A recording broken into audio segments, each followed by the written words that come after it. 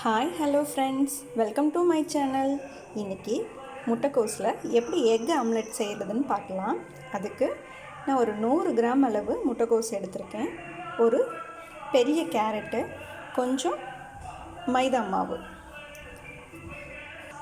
இப்போது முட்டைக்கோஸு, நம்ம திருவி வச்சுருக்க கேரட்டு,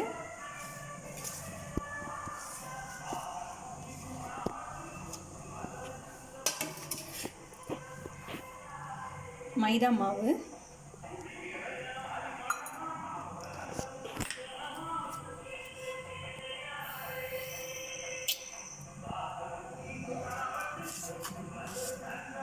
தேவையான அளவு சால்ட்டை சேர்த்துக்கோங்க. நான் இது கூட காரத்துக்கு 1 ஸ்பூன் பெப்பர் சேர்த்துருக்கேன். நீங்கள் சில்லி ஃப்ளேக்ஸ் இருந்துச்சுன்னா சில்லி ஃப்ளேக்ஸ் சேர்த்துக்கோங்க.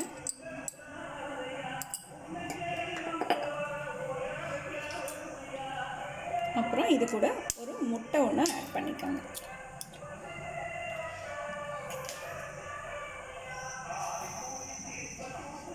இதில் நம்ம தண்ணி ஊற்றாமல் தான் பெசரி எடுத்துக்கணும். ஏன்னா முட்டைக்கோஸில் தண்ணி விட்டுட்ருக்கோம். இப்போது இந்த மாதிரி பெசரி எடுத்து வச்சுக்கோங்க. நம்ம தண்ணியும் ஊற்றல, கரெக்டாக வந்துருச்சு. இப்போது இந்த மாதிரி ஒரு கடாயில் எண்ணெய் ஊற்றிட்டு நம்ம வடைக்கு மாவு வைக்கிறது மாதிரி லோ ஃப்ளேமில் வச்சுக்கோங்க.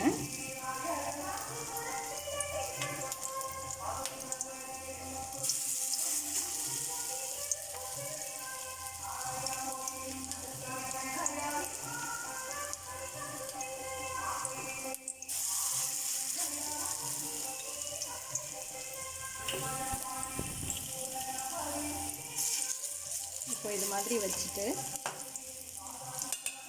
நம்ம வடைக்கு சென்டரில் ஓட்டை போடுறது மாதிரி இந்த மாதிரி கொஞ்சம் கொஞ்சமாக ஓட்டை போட்டுக்கோங்க. இப்போது இந்த மாதிரி போட்டுட்டு நம்ம ஒரு 3 முட்டை அடித்து வச்சுட்டு இந்த குழியில் ஒவ்வொரு குழியிலையாக ஊற்றணும்.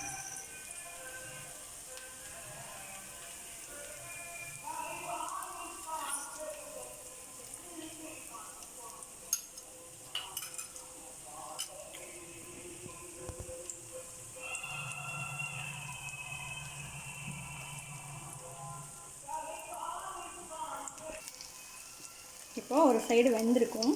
நம்ம ஒன்று ஒன்றா மெதுவாக திருப்பி போட்டுக்கலாம்.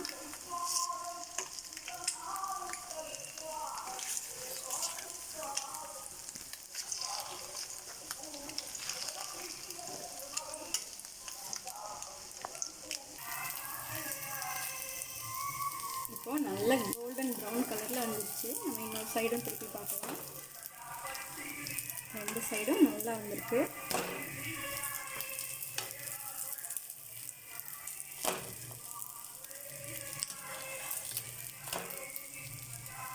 ஓகே, இனி கேஸ் ஆஃப் பண்ணிடலாம். இப்போது நம்மளோட முட்டைக்கோஸ் எக் ஆம்லெட் ரெடி ஆயிடுச்சு.